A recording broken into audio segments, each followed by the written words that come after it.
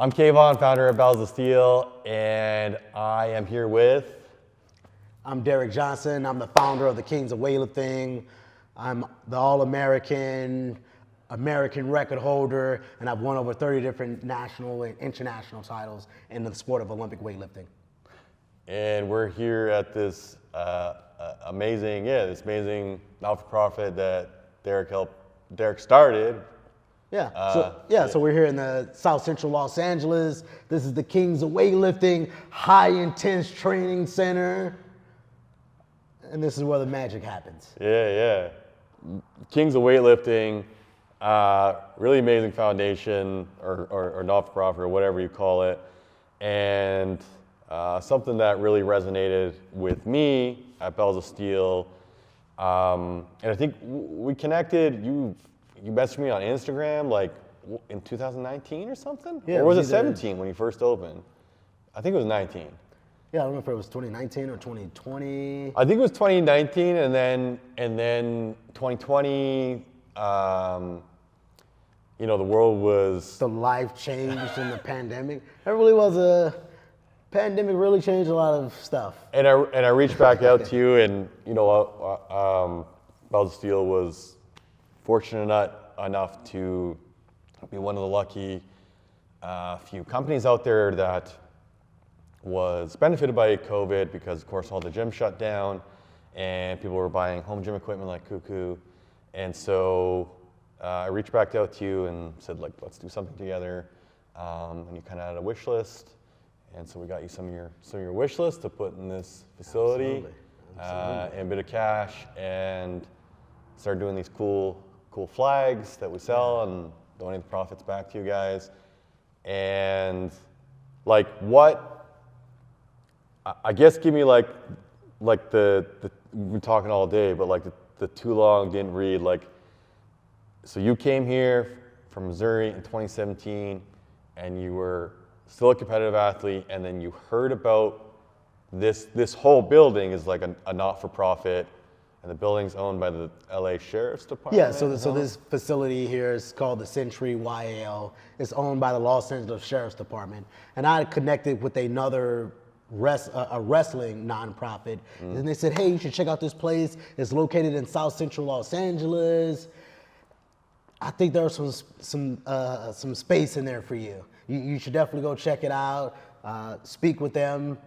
I met with a bunch of different sheriffs and deputies. They were thrilled to have me. Thought it was a great idea to have a program and offer it free for the kids. And so I started that journey in 2017, the idea of it. I tested it out with some friends, and 6 months later, the doors were open. Oh, wow. It's a big accomplishment.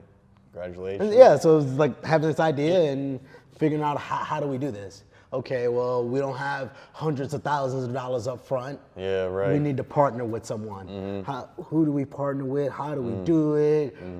And can we get in the specific area where the demand is high for us? Yeah, and that, you were kind of telling me earlier, the entire purpose of this building, with all the different programs in here and different things you can do, and being run by the sheriffs, it's meant to, I guess, build more relationship between the inner city and law enforcement? Yes, and so that's exactly what this facility and the programs offered here are doing.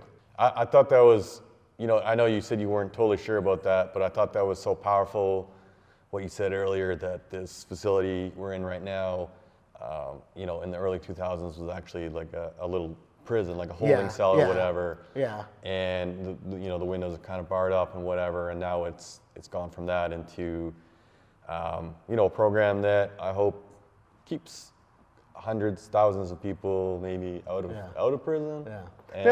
And I think that's more of a caring approach. Yeah. And when you're in areas of high poverty, you're going to see crime. And so we could arrest everyone tonight. Yeah. But tomorrow, what happens tomorrow? Well, there will be more people committing newer criminals. And so we need to get to the point where we actually are caring, doing things for the individual. Yeah. And that's opening them up to new opportunities, more skills, and just more possibilities through their imagination. And we were talking earlier about your journey, from inner city St. Louis to national competitor or national record holder. And, I was kind of making, I guess, the counterpoint of like, you were kind of saying like, oh, I did so well and I got myself out of poverty and I was, around all these people, and I was kind of like, well, people shouldn't have to be a national level weightlifter to get out of poverty. Like, it seems almost like, obviously your program is amazing, but like it seems, it's almost unjust that that's kind of the case. And you're like, well, if you teach people to shoot for the stars, what's the expression? Shoot for the stars, you'll land on the moon or whatever. And, obviously a great retort. And, you were kind of giving the examples of, yourself and then your two brothers who have also competed nationally. And yeah, it seems like programs like this where you're, okay, you can only pump a few 100 people through the program a year or whatever, but like, and what's population South Central LA, like 3 million or something? You said it's the highest. Yeah, no, it's highest the most density dense population in the Los Angeles area. Yeah. Yeah, we're definitely looking at, I know LA has, 13 Yeah, million right. people. This Right. area could easily be a couple, 2-3 million. It just like, those few hundred and becomes thousands over the years, and it just becomes like hopefully a catalyst for the entire community too, to help everybody out and build a brighter future. Yeah. No, and I was saying, of course, I would go on to represent Team USA for almost 2 decades, American records and all that. And you're saying it shouldn't have to take that, but that's what it. Yeah, that's the world we live in. That was the type of work ethic, and that's what I had to do to get the opportunities, to pass those opportunities down. Yeah, well, It's just about the journey. I like that like analogy that you used before, I guess, about yourself, which really resonated with me. That if you're when I was growing up, I mentioned earlier, I grew up on welfare, which is me and my mom and my siblings, and I was like, I was really into rugby and weightlifting, and like you said, there would be, I didn't grow up in South Central LA. I'm from Canada, and we have a better social net there. Still not the best, could be a lot better. And it was like that. It was like you said, like there would be, my friends getting in trouble or people getting in trouble, like, oh, you want to go drinking tonight, or oh, you want to, get in trouble or whatever. It's like, no, I got to go lift. Like, no, I got practice. Like, I got a game. Or even I had this one high school teacher who was my rugby coach, and he's like, if you don't show up to my class tomorrow, I'm kicking you out of the rugby program, because I would, sleep in and skip class all the time, just be shitty. Teaching you discipline. Teaching me discipline. I love the vibe in here, that old school weightlifting club, and it's just platforms, squat stands. There's a couple benches, but no like bench press or squatters. The speaker behind us, so music is bouncing off the walls. We have the weightlifting on the television back there. Mm-hmm. We got the air purifier. The air is so clear and thin and clean in here, which helps training. But yeah, that was what we were going for, and we've worked with over 250 kids. Almost 270 kids now. Yeah. And so that's been with all the support of our of Bills and Still and the rest of our donors, volunteers, and supporters. And so just having this dream in 2017, and I said, I need to be doing it here. Yeah. Look, let's go. And I had the idea. The next day I was in South LA. I was showing up at places. Hey, this is who I am. This is what I want to do. Slow down, buddy. Yeah. Wait, say it again. You are fast. Yeah. I was like, let's go. You ready to start tomorrow? Come on, let's go. We can get some platforms and weights in here. Yeah. And just really figuring it out, building it out. and just been through partnerships and networking. It's so cool too. Like I mean, I would love this when I was a kid, but I'd love to train here now, you know? So Derrick, I love the program that you created. You know, hope you're proud of yourself. It's amazing. And can you tell our viewers, both our international and not in LA viewers and the people who maybe are in LA, how they could support the program? And so people can support our program. You can go to the kingsofweightlifting.com, make a donation. Everything, all the funding, I had to go out there and get myself to be able to outfit the plays, to go to movie outings, to go to the competitions that we've gone to go on the trips, the future trips that we want to go on. Yeah, and what about, so you can donate on kingsofweightlifting.com. What about if somebody wants to like sponsor Kings of Weightlifting or whatever, kind of a similar partnership that we did? How do they get a hold of you? So you can contact me through my social media. That's at For Derrick. So that's on Instagram, Twitter. TikTok? Find me on Facebook. I'm not on TikTok. I know my friends tell me I need to get on there too. Yeah, right. And I'm kind of Yeah.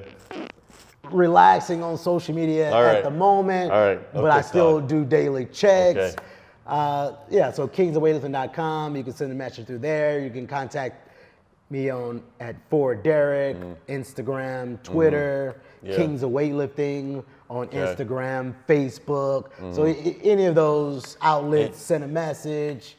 I try to do daily checks. And you sometimes have local LA fundraisers too, like galas or whatever. And so, yeah, throughout the time, because we need funding, so been getting creative. And we had fundraiser. Yeah. There was a fundraiser a few months back. We had celebrity co-hosts. We had a celebrity music performers in addition to a few more musical performances. We had food sponsors, drink sponsors. So it was a really good night. And so make sure you follow us on social media. Be on the lookout for that because there may be something coming in in March. A really nice thing around Los Angeles. Very nice. I'll have to come back. And then we're doing, Bells of Steel also has a Kings of Weightlifting flag that we've been selling for a few years on the site. So the profits just go, all the profits go directly to the club, and we donate something like a quarter. We tally it all up and send it over. And then we're hoping to release a few other things, maybe some, I don't know, apparel or whatever, do some more drives to get you guys some more cash. So we're, hopefully be on our newsletter, or be following Derrick or following Bells of Steel, because we'll definitely be announcing anything we do together in the future, because I'm really proud to be contribute to this program and plan to in the future. And I'll give one more plug too. If you have a program like this in a different city, Bells of Steel is trying to do this, more donations and more things like this around Canada and the U.S. So Derrick was the first.